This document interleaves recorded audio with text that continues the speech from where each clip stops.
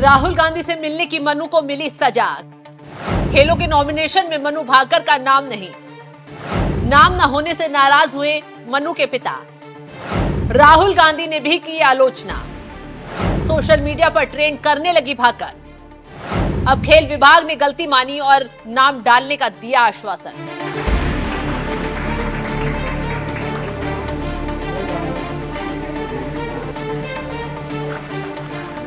नमस्कार, मैं आपके साथ शबनम। नेताओं से मिलें और राजनीति ना हो, यह भला कैसे हो सकता है? अगर आप सरकार के साथ हैं और आपके काम को सराहा जाता है तो कहा जाता है कि चापलूसी का इनाम मिला, जबकि उसके काम को कोई नहीं देखता।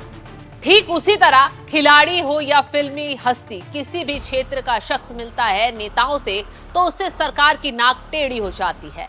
खासकर विपक्ष के नेताओं से मुलाकात पर आप जानते हैं कि मोदी सरकार दिल बड़ा आज तक नहीं दिखा पाई है, और जहां दिखाया है वहां फायदा नजर आया तो दिखाया है, वरना हमेशा से राजनीति की है। अब इसी तरह की राजनीति मोदी सरकार ने 2 बार की ओलंपिक विजेता को खेल रत्न के लिए नामित नहीं करने पर करती है, जिससे मनु भाकर समेत परिवार को निराशा हाथ लगी है। फिर सोशल मीडिया पर हंगामा बरप गया है और विपक्ष के नेताओं ने भी मोदी सरकार की आलोचना शुरू कर दी है। कहा है कि खेल को राजनीति से दूर रखे। मनु भाकर के पिता ने सरकार पर निशाना साधा और कहा कि बहुत शॉकिंग लगा कि खेल कमेटी ने जो रिकमेंडेशन में मनु भाकर का नाम नहीं शामिल किया, उस पर डिस्कस नहीं किया। इवन 1-2 पुराने खिलाड़ियों ने उसके बारे में बात करने की कोशिश की, तो भी जो खेल विभाग के जो बाबू बैठे हैं, ब्यूरोक्रेट्स बैठे हैं, उन्होंने ये कह के चुप करा दिया कि नहीं वो जिसने एप्लीकेशन नहीं डाला उस पर डिस्कस नहीं करेंगे। मुझे लगता है सरकार की छवि खराब करने की पूरी कोशिश करते हैं इस तरह के अधिकारी। सब लोग मानते हैं इस तरह की चीज़ें कि पनिशमेंट पोस्ट होती है अधिकारियों के लिए कि खेल डिपार्टमेंट में भेज दो। मैं तो यही कहना चाहूँगा कि इस तरह की कमेटी में खेल के लीजेंड होने चाहिए। बहुत सारे खेल के लीजेंड हैं, पीटी उषा है, अभिनव बिंद्रा है, अंजू बॉबी जॉर्ज है, अंजलि भागवत है। इस तरह के खिलाड़ियों को लेना चाहिए जिनको खेल की ज्ञान हो, न कि एक रिटायर्ड आदमी को चेयरमैन बना के 2-4 बाबुओं को बोल दो और ऊपर से फरमान जारी करो। ये सही नहीं है।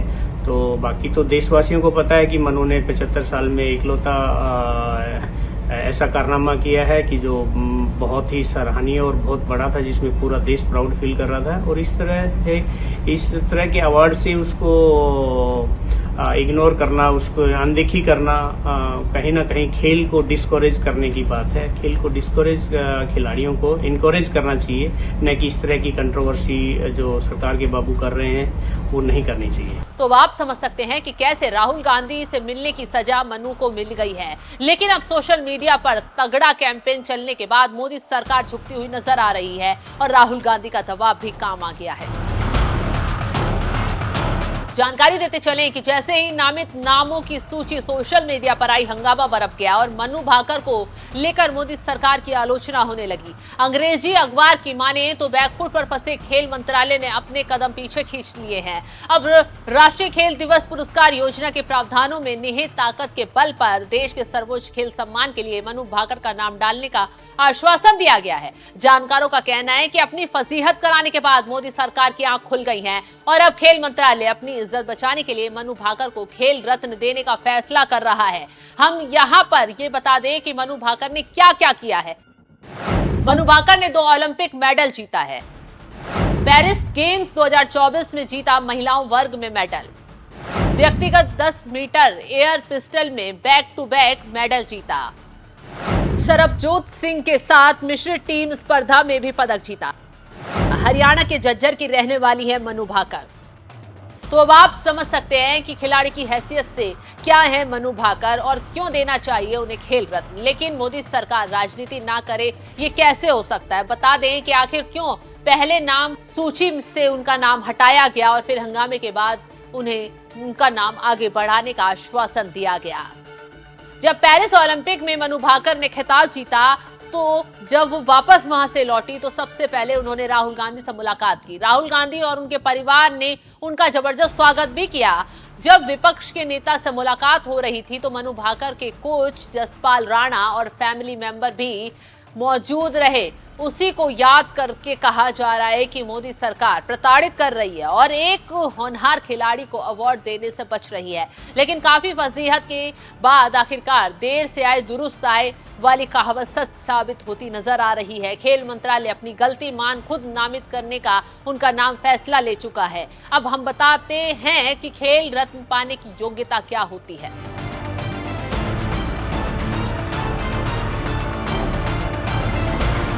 जानकारी देते चले कि खेल रत्न के लिए हर साल खेलों के लिए आवेदन नामांतरित किए जाते हैं। इस बार भी आए, लेकिन मनु का नाम काट दिया गया। खेल नियमों के माने तो खेल रत्न के लिए जिस साल पुरस्कार दिया जाना है उससे ठीक पहले के 4 सालों में किसी खिलाड़ी को खेल के क्षेत्र में शानदार और उत्कृष्ट प्रदर्शन करना होता है।